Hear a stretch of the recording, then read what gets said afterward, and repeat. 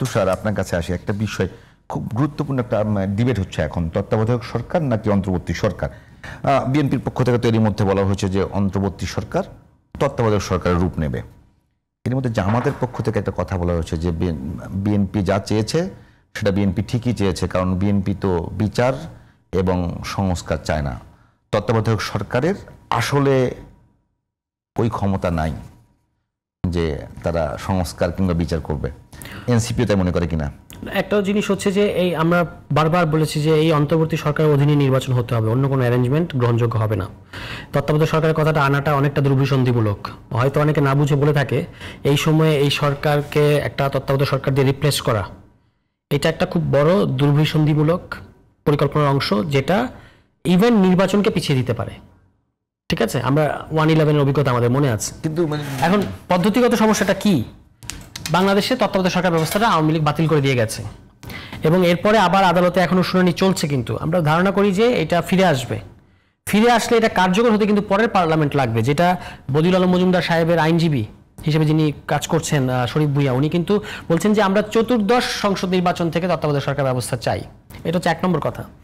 2 নম্বর কথা হচ্ছে জুলাই সনদ বাস্তবায়ন তো এখনো হয় নাই। না, আপনি জুলাই সনদের মধ্যে কিভাবে তত্ত্বাবধায়ক সরকার নতুন ফর্মুলা লিখেছেন না, সবাই মিলে এগ্রি করেছেন না?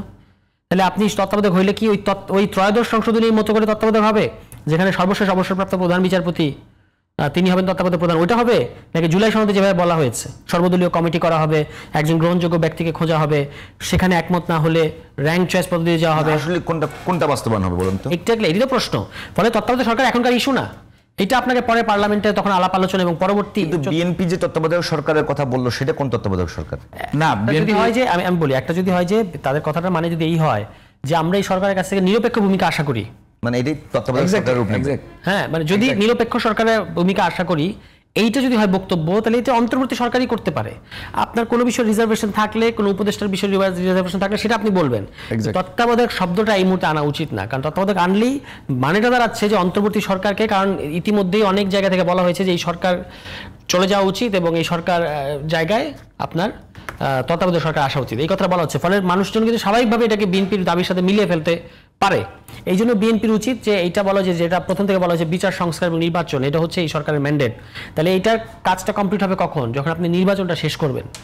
নির্বাচন সম্পূর্ণ না করে কিন্তু আপনি, এবং প্রধান উপদেষ্টা ডক্টর মোহাম্মদ ইউনূসের অধীনেই নির্বাচন যদি না হয়, যেটা আজকে দেখবেন যে সরকারের তরফ থেকে একটা বিবৃতি দিয়ে কিন্তু বিষয়টা ক্লিয়ার করা হয়েছে যে নির্বাচনের আগ পর্যন্ত, পরের সরকারের হাতে ক্ষমতা হস্তান্তরের আগ পর্যন্ত এই সরকারই আছে এবং এই উপদেষ্টারাই কাজ করবেন এবং এই উপদেষ্টা পরিষদ নিয়মিত বসবে। এই কথাগুলো তারা বলেছেন। এর মানে কি? এর মানে হচ্ছে এর বাইরে অন্য কোনো অ্যারেঞ্জমেন্ট আসলে গ্রহণযোগ্য হবে না।